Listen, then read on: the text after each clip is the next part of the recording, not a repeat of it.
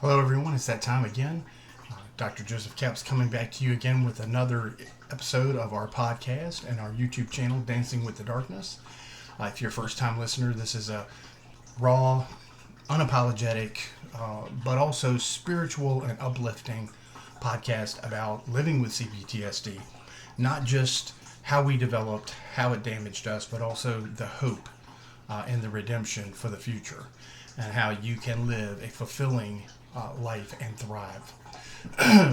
If you're an existing supporter, we thank you once again for listening. We thank you for subscribing.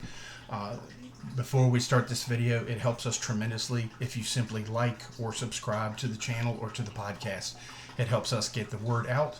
And of course, if there's somebody that you think this would benefit, please like and share for those individuals that may not be ready to get therapy or can't afford therapy.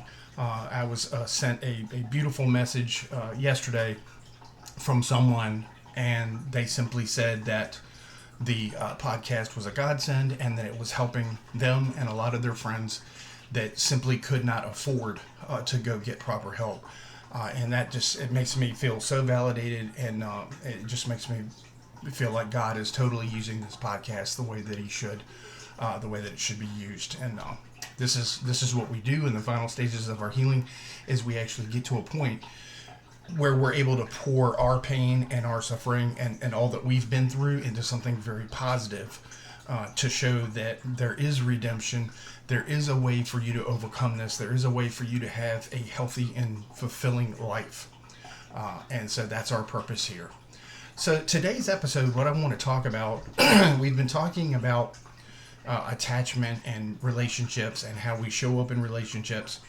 And today being Father's Day, I wanted to talk about, in particular, that part of it, how we show up as fathers, how we show up as parents. It doesn't just have to be about men, it can be about women as well, about how we show up as a parent and what we can do to try to negate or stop or alleviate this family curse that's been going on for years and years and years.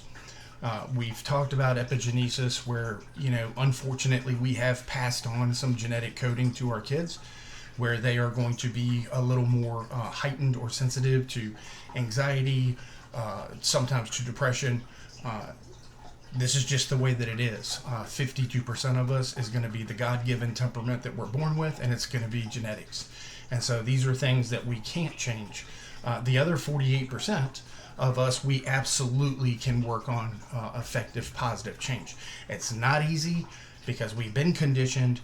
We've grown and developed physically, mentally, and spiritually into the being that we are. But healing absolutely can take place.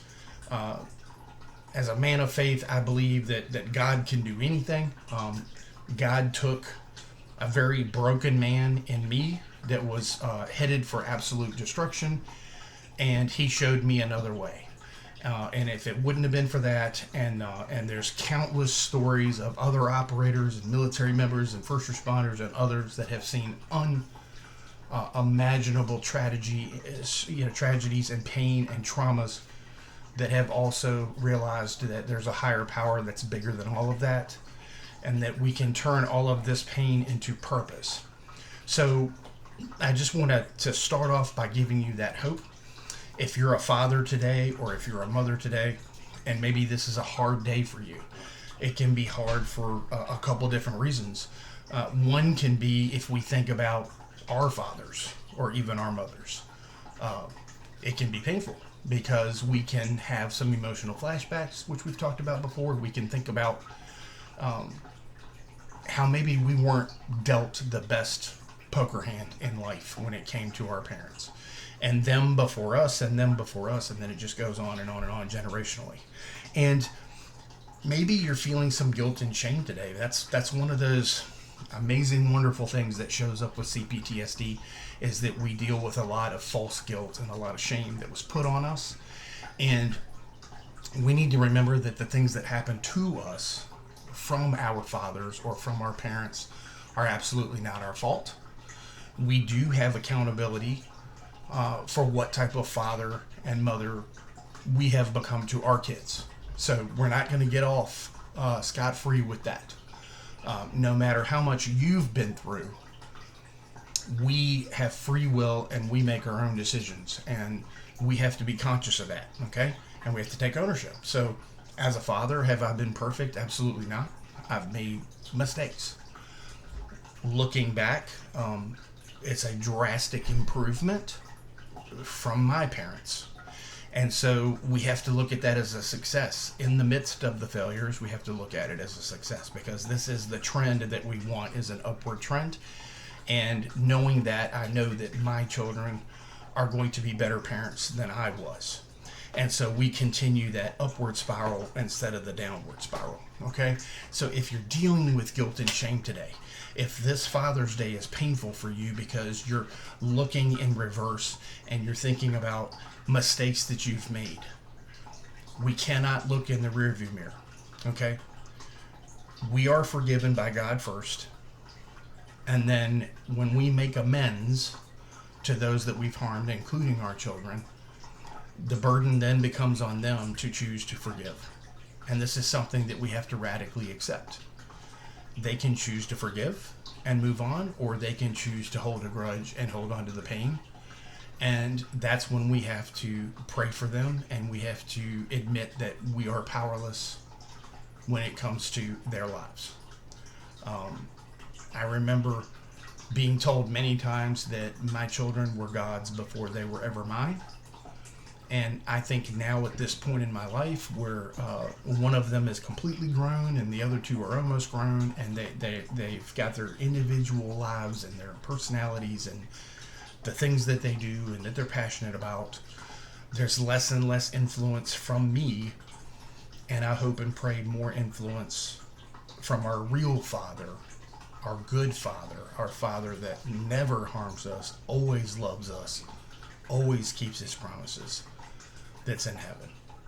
And so turning them over to God can be a very difficult thing, but we have to do that. And part of that is we have to retrospectively look at ourselves, and we need to remember that the same forgiveness that God gave us for the sin or for the mistakes that we've made with our children, that we need to understand that he can also give them grace and give them the ability to forgive and to move on. And also, if there are individuals on here that maybe you've been praying for a restoration of your relationship with your kids, God can do that too. We have to admit that we're powerless sometimes, and we have to give it to a higher power. So psychologically, we have gone through this whole spectrum, talked about attachment, we've talked about relationships. It's no different than the relationship that you have as a father or a mother with your children. And they can develop those same attachment strategies as well, okay? And so we have to realize that as well, that sometimes we have contributed to them maybe having a unhealthy attachment strategy. But at the same time, as we heal and our attachment strategies become more secure and more healthy, we can show them what that looks like. And it's going to take time, and it's going to take the building of trust again, and it's going to have to take some healing on their part as well. But I promise you, it can happen.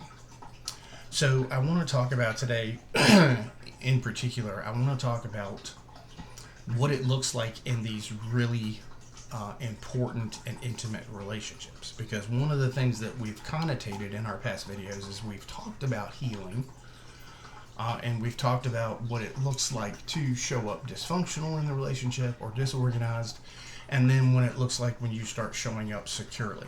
And we've talked about what it takes to even get into a relationship like that. Number one, it's going to have to be that we are able to be in relationships with somebody that is able to deal with our CPTSD tendencies. Even as we heal, there's still a trail. There's a little bit of a chemtrail that we're leaving behind, and we have some of these reflexive thoughts, and we still have some of these things that we have to deal with, okay? And as you become more mature, and I believe as you become more spiritual in nature, these attacks become more of a spiritual nature and less about your cognitive brain. And so we need to realize that any kind of restoration in your life, any kind of healthy relationships, any kind of attachment strategy that becomes secure instead of unhealthy, if you're a person of faith, we need to realize that there's a spiritual element there, and that if the darkness can destroy those elements, then he can ultimately destroy us, and he can destroy our relationship with God. Okay? So there's other, principalities and spirits at work here that we need to think about besides just our own psychology. If it was that simple, if it was just physical and mental things that we've been through, then I believe healing would be a whole lot easier. I believe that healing would be a lot more black and white. It would be a lot more straightforward, but it's not. There's layers and layers and layers of this onion, and we have to dig deep, and we have to understand what these moral wounds are and why they are moral wounds and what that means. And so I cannot do this video, look into this camera, speak to you today, honestly, without telling you that therapeutic intervention, pharmacology, group therapy, you name it, I did everything. I did 12-step groups. All of those things were absolutely worthless to me until I submitted myself to a higher power and realized that there was something bigger than all of the things that happened to me and all of the things that were swirling around inside of me. And then therapeutic intervention, these other things, they became effective because in order to believe in the therapy and to believe in the healing and to believe that it's possible, you first had to have the seed of hope, which is addressing that moral part of the wound. This is the very nature of CPTSD. It's the very nature of PTSD. If we do not address the roots of the trauma, which are moral and spiritual in nature, we are never going to be able to heal. And that's just the way it is. And I know that that doesn't help a lot of therapists' pocketbooks. I know that that doesn't help big pharma, but it is what it is, okay? I don't want to keep people sick like I was kept sick. I want people to heal. And I don't look at it as, okay, clients heal, and now I'm getting less income from that client. I will never look at it that way because I've been that client. And there are more than enough people out there that are hurting than any therapist can ever in their lifetime conceive of helping. The numbers are outrageous. And so it can never be about that. And as we heal, we want these individuals to heal, and we want that to carry forward. We want their healing to also have a positive impact. And that's how the layers become less toxic and they become more healthy. So now we have a healthy onion instead of this dilapidated, dying, decaying onion of a life. And so let's talk about how and why we can show up in relationships, not just intimately, but with our children in a much better, healthier way. So first off, what we talked about was we have to accept our own forgiveness. We have to understand that God's grace is sufficient for us and that we can be forgiven for the sins that we've done. Number two, we have to acknowledge that the sins of our fathers, the sins of our generation, all of the generations before us, are not ours to carry.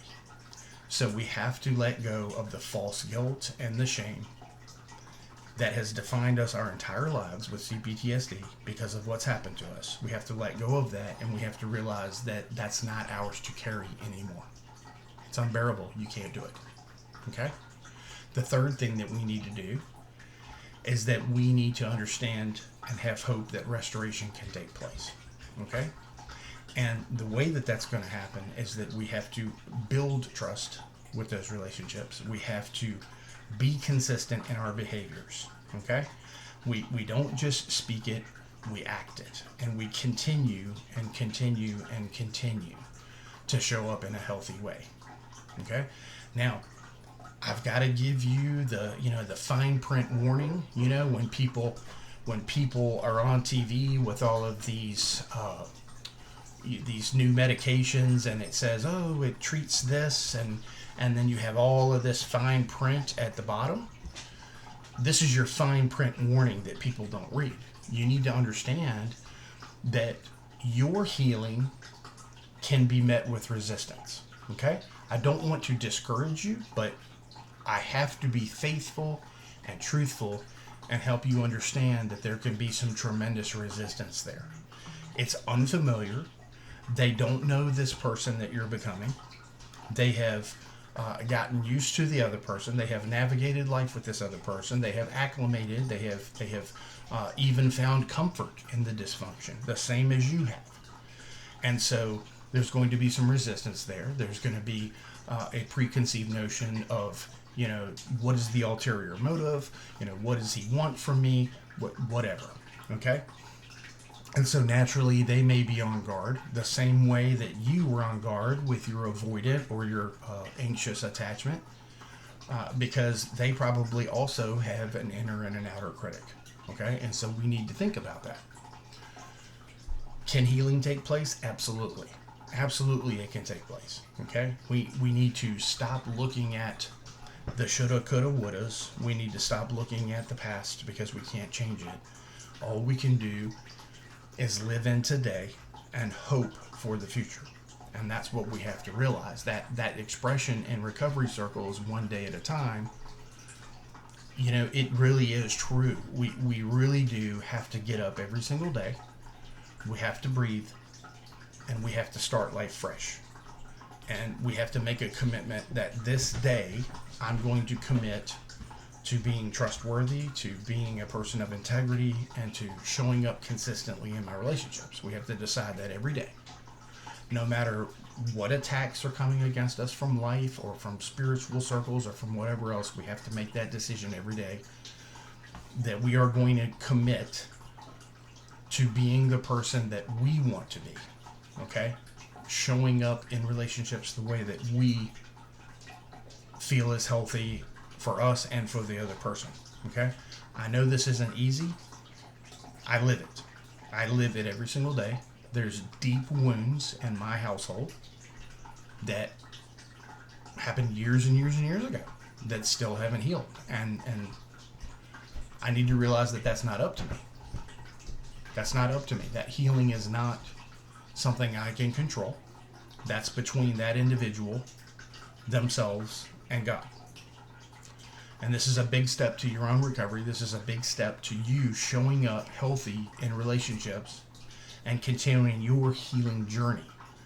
Is that we make a commitment every day to ourselves that we are going to try to be the person that we wish we had in a relationship. That's what I do every single day. I want to be honest in my relationships. I want to have integrity in my relationships. I want to be consistent, okay? I want to always back up what I say with action. To always be someone who can be counted upon. That my word is like gospel. That's what I always wanted in a relationship and never could have. Whether it be from parents all the way up into intimate, into marriage, into whatever. And so I need to be that person every single day. I cannot expect to have another person in a relationship with me that's healthy if I am detrimental to the relationship. So yeah, there's a lot of self-work we have to do. There's a lot of retrospective things we have to do. We have to look deep inside ourselves. We have to look at what we're doing wrong, because that's what we have control over, and we need to take control of that.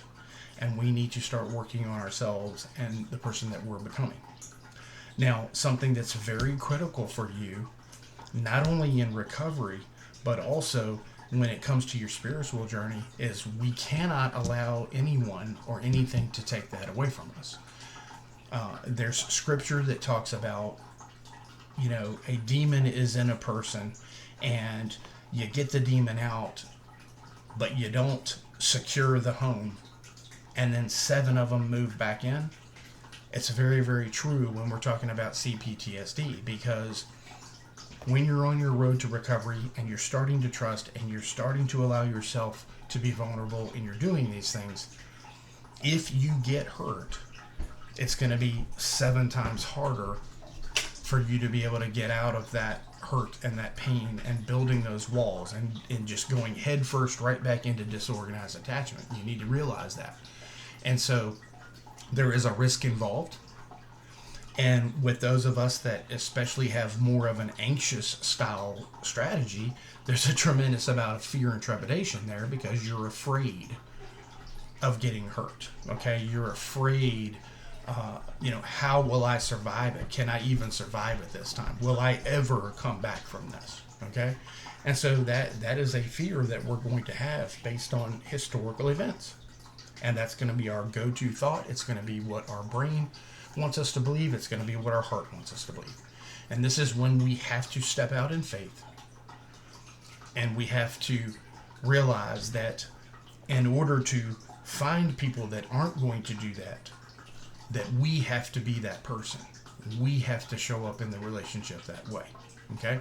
Because honestly, the healing individual, the person that's becoming more secure in relationships, the avoidance and the anxious, they're going to run for the hills because they don't know what to do for that. Okay? So the very act of you becoming more secure and having healthier strategies in your attachments and in your relationships is actually going to deter more of the avoidant and the anxious, or even the narcissistic and abusive personalities that we tend to attract, because we smell weak, right? We are prey. And so the stronger we get and the more fortitude we have, the less we are prey and the stronger we are. Okay, so if you're going to get into romantic relationships, this is how you need to show up. Now, with it being Father's Day, how do we restore that with our children? Okay, number one, it's going to take a tremendous amount of patience. In my experience, it's going to take a tremendous amount of prayer. And the third thing, which is equally important, is it's going to be that consistency. It's going to be becoming the father that doesn't lose his cool, being the father that doesn't automatically go into a toxic tirade, spewing venom at his children, or even getting to the point where they fear, he could do something physically, even if he hasn't. We have to get to a place where we are healing from all of that, and then we have to start being consistent. We talk to them a different way consistently. We act a different way. We exhibit patience consistently. We exhibit affection, love, affirmation, whatever it is. We do that in a consistent fashion. Now, the sidebar to this that I talked about is that it's going to cause some cognitive emotive dissonance with your children even. And they're going to be like, whoa, where's my father and what did you do with it? Okay? Because they've been used to this other person. And so it's going to take time for them to embrace that your healing is genuine, that you truly are changing, and that you truly do want to have a healthy relationship with them and that you love them. Okay? These things can be undone. It just takes time. So I want to give you hope today. I don't want you to be discouraged. We don't just carry shame and guilt that was put on us by the traumas and the things that have happened to us as we developed and have defined us, but I myself personally was defined by shame and guilt completely.